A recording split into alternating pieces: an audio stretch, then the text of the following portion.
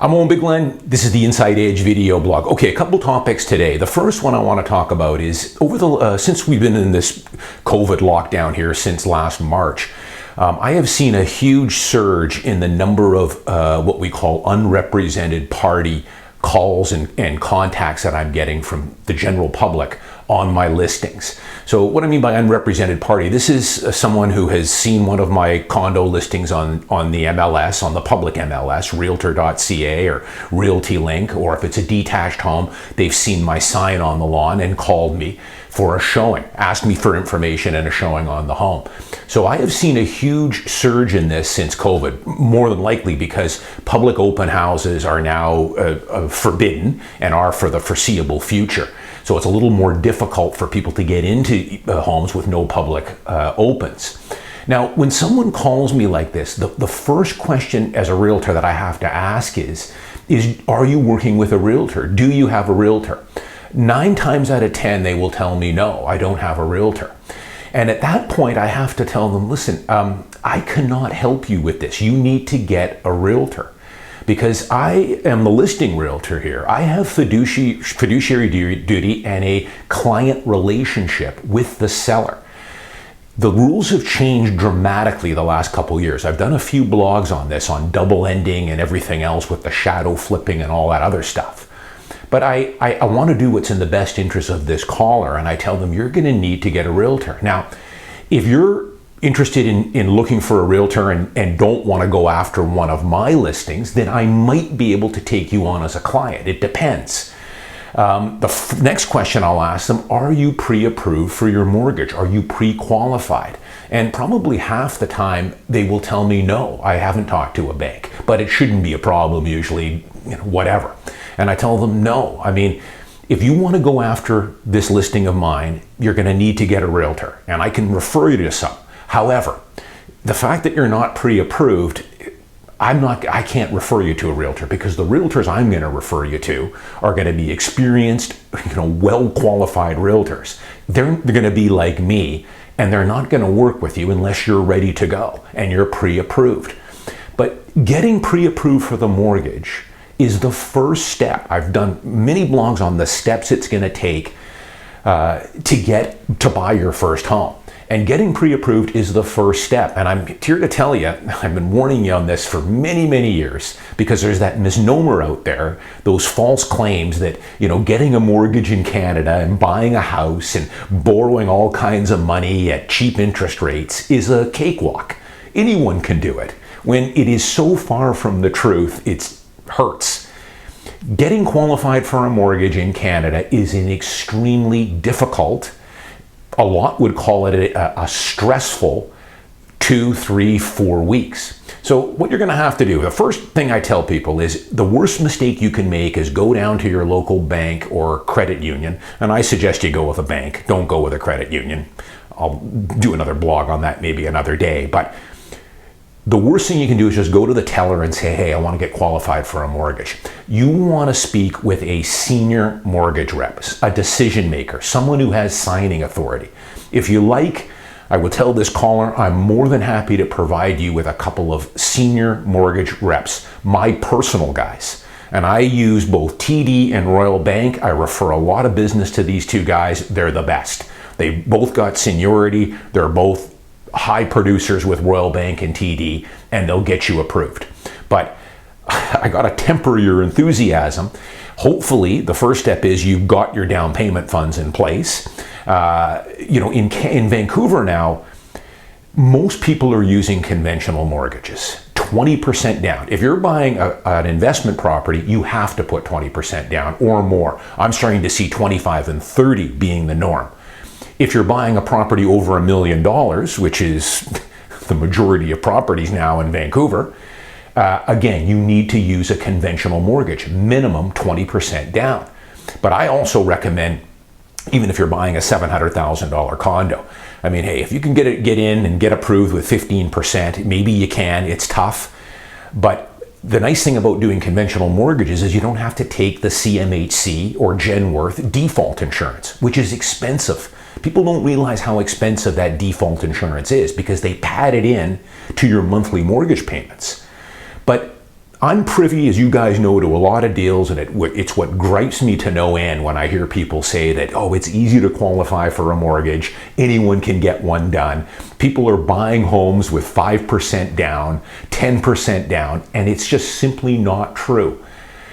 95% of the deals I work, and pretty much 100% of the deals, I'm either on the buying or listing side, because I'm privy to all these deals. I receive a lot of offers every year. And I look and see, most realtors will put what their financing situation is on the contract to purchase and sale. If they don't, it's one of the first questions I'm going to ask them. If it's $1 million property, then for sure they're using conventional mortgage. But 95% of the deals I'm doing are using conventional mortgages, 20% down. So you're going to need to go into the bank. They're going to want proof of funds. So they're going to want to see your bank accounts where this 20% is sitting. If you're buying $1 million condo, then they're going to want to see a minimum of $200,000 to $250,000 cash. This isn't in your RRSP. This is cash in a checking account ready to roll. The other thing they're going to ask you for is at least 2 years of your income tax statements, sometimes even more. I've blogged about this many times. Even me, they put me through the hoop. The last property I bought 2.5 years ago, principal residence, expensive home. But I tell you, they, at the time when and I'm dealing with one of my longtime mortgage reps. I've got a long history with this guy and this bank. And to be quite honest, I could buy this house with cash if I wanted to, not RRSP funds. Cash that's in a brokerage account. I could buy it 100% with cash. Crazy to do that. I want to put down 20% and borrow the other 80 and use the leverage and everything else that I've talked about many times. But they, at the time, I remember I gave them 2 years worth of tax returns, and we were in the middle of filing the next year's the tax return. My accountant had my returns, and they came back and said, when are you going to have your statement of adjustments for last year? You filed, I take it. I go, yeah, I should have it in a few weeks. Good. We want to see that too. The other crazy thing is, I've got a lot of rental properties, of course, and they wanted the addresses of all my properties. They wanted the BC assessed values on all my properties.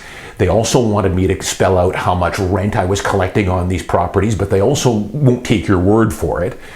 They got back to me and they said, we want to know, how are your tenants paying? Are they paying via check or automatic transfer? I said a bit of both. Well, we need to see 18 months of your bank statements. We want to see where those monthly deposits are. And that's a lot of work. I tell you, for me, I wouldn't call it stressful, because I know at the end of the day I'm going to get approved. But it is a little bit, how do I put it here? Well, I don't know if I call it aggravating, but I tell you, every day is something that they want more information. And I'm, again, a pretty well-established client here. And so I think most of you guys that are watching my blog here who have been approved for mortgages or gone through the process know it's not easy. But you got to get pre-approved and then hire a realtor. You're at a great disadvantage not having a realtor once you're pre-approved. You don't want to be going directly with the selling realtor, because they're not going to want to work with you. The rules have changed now. The days of being able to do what we call double lender are very difficult. I've got fiduciary duty to the seller. If you were to want to put an offer in on one of my properties, I would have to give you what's called an unrepresented party, or what we used to call a customer relationship.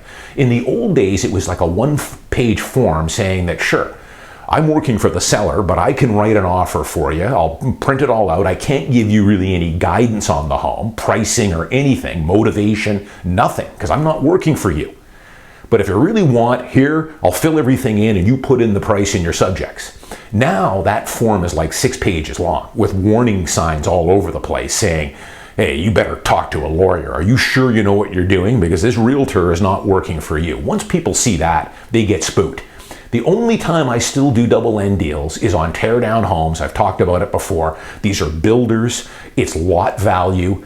They want to generally like to deal with the listing realtor because they know it'll save them a little bit of money based on generally most realtors will rebate back a bit of commission. But get a realtor. And if you don't have one, I can take you on possibly if you meet the criteria that I have. but I can't sell you one of my own listings. We'd have to go after something else. Or I can refer you to a good, high quality producing realtor experienced like myself. I've got a network of realtors. I also have a small team here that can take you on. But you gotta be pre-approved. Otherwise, call us back when you're pre-approved and ready to go. That's the way any good realtor is gonna work. And that realtor then will give you an agency client relationship and will provide fiduciary duty to you. They will be working in your best interest to try and get you the best price. They'll also provide you with CMAs and market information, pricing history. You know, when someone goes onto the public MLS, it's limited information you've got there. You know, oftentimes someone will call me up and say, I'm interested in your listing, I'm an investor. Well, sorry, I mean, this unit doesn't allow rentals, or it's at a rental cap and it's not allowed. Or I want to buy it and I've got 2 dogs. Well, no pets allowed, or it's an age restriction. Or the property is tenanted and the tenancy agreement doesn't end for 9 months. Well, it's no good to the guy that needs to buy a home to live in. So that's what your realtor will do for you on the buying side. They will pre-screen all that. Final thing I want to get to here. I had a few comments here on my YouTube channel over the last little while here. As you guys know, I've talked about it many times here about kind of my golden rules of real estate and how I'm a big believer in just buying and holding real estate, because the friction, what we call the friction costs of getting in and out of real estate, are extremely expensive. Some of the most, it probably is the most expensive asset to get in and out of, to buy and sell. So I've often said I use that 8 to 10 year holding period as ideal. Or if the market is down in 2 or 3 years and you need to move, maybe you have a backup plan, and rent it for 5 or 6 years or whatever until the market recovers. But I have a few people that have said, you know, they've kind of misconstrued what I'm saying. They say, oh, and well, in a perfect world, sure, you know, buy a $4 million home that meets all your needs in a great neighborhood, buy it, live in it for 20 years, and then sell it or whatever. And they go, what's wrong with most people aren't in a perfect world? They might have to buy something that's not perfect for them. And he used an example, maybe a townhouse on a busy street, and you might live in it for a year, and then the market goes down and you've saved some more money and you can buy a bigger and better house on a quieter street. What's wrong with that? Or 2 years down the road? Well, there's nothing wrong with that. If you want to do that, that's absolutely fine. But why I always use the 8 to 10 year holding rule is that pretty much guarantees a fantastic outcome. You will make money on the property. Now, you might buy a property and in 2 years be up 300 grand on it. Sell it and move on to another one. Fantastic. But in my experience, 8 to 10 years kind of solves all your problems. Anytime in the next 2, 3, 4 years, you could easily want to sell that home and be down 100,000 on it. Plus, which I'm going to get to here, what we call your friction costs, which a lot of people forget about. Now, here I am, a realtor, and I make my living buying and selling homes, and I'm telling you to do the opposite of what's in the best interest of, you know, stock traders want you to do this too, churn your portfolio, is just to buy and hold it. Because in my experience, in my 3 decades in this business, I've found that most people don't like to lose money. Call me old-fashioned, but most people, it might sound like a good idea, hey, we're going to sell this home after a year and buy something else. Well, if the market's down and we look at all your commission and trading costs and taxes, after I show them the net numbers on it and they're down 100 or 150K, it usually changes their mind. So let me just give you an example here, what this guy was saying. He said, basically saying, I'll buy a townhouse on a busy street, maybe not the greatest unit, an older home, busy street, but hey, next year maybe the market goes down and I can buy a much better place and I'll sell it. Okay, you can do that, but let's just take a quick look. Let's say the market goes down 10% in the next couple of years. If you buy $1 million townhouse on a busy street and want to sell it in 2 years, well, if it's down 10%, right there you've lost 100K. If you want to sell it as well, you're going to have, you had your property transfer tax on the way in, which is $20,000. You've got your notary fees of $1,500. Your moving fees, let's say, of a couple $1,000s. That's what, approximately there, 20 some odd $1,000 total, 23 grand. When you sell it and list it with me, Commissions are not set in stone, but generally the standard commission, what most realtors are charging, is 7% on the first 100,000, 2.5 on the balance. So you've got another approximately $30,000 to $35,000 in commission. That's $55,000 just in taxes and commission, and that is not refundable. You're not getting that back. So even if you bought a townhouse this year for $1 million and the market stayed flat for 2 years and you wanted to sell it, keep in mind that you're looking at least a $55,000 loss net. And when a lot of people add these things up, all of a sudden it doesn't look all that good. So keep that in mind. That's why I always kind of use this 8 to 10 year holding period if you can. In a perfect world, it might not work out for you. But in my experience, most people don't like to lose money. You know, I'll give you an example here. I've said many times here, I don't know how many times I've talked about this. All the homes I've bought over the years, detached homes, townhomes, condos, half the homes I've bought have been worth more right from day one and have never looked back, ever. I buy the home, I'm always way above. Sure, there's dips along the way, but it's always been worth more than what I've ever paid, what I paid for it. The other half of the homes I've bought have been worth less at some point than what I originally paid. It's usually in the first 2 or 3 years. The longest home I've ever held was a townhouse in Terra Nova. I bought it new 25 years ago. After about 6.5 years, it got above what I paid for it and never looked back. You know, you could easily buy a property a year or two from now and it's up $150K. I'll give you another real life example. The last investment unit I bought, I did a blog on it. It was about 3.5, 4 years ago. I bought some brand new 1-bedroom units in Mount Pleasant. I bought some. I also got a number of clients into this deal as well. It was a brand new build by Bastion. The unique thing about this is they didn't sell them until the building was 90% finished. Very unusual. It wasn't a pre-sale. You were able to buy these and about 6 weeks, 7 weeks later, get the keys on them. So they were tangible. I can tell you it's worked out fantastic. It's one of those ones that as soon as we bought it, it went on a complete rocket ride. This is in 2014, 2015 area. So sorry, it's more like about 5 years ago, 6 years ago now. Time flies. You know, about 1.5 years ago, I had one of my investor buyers give me a call and say, hey, my tenant's moving out, give me notice.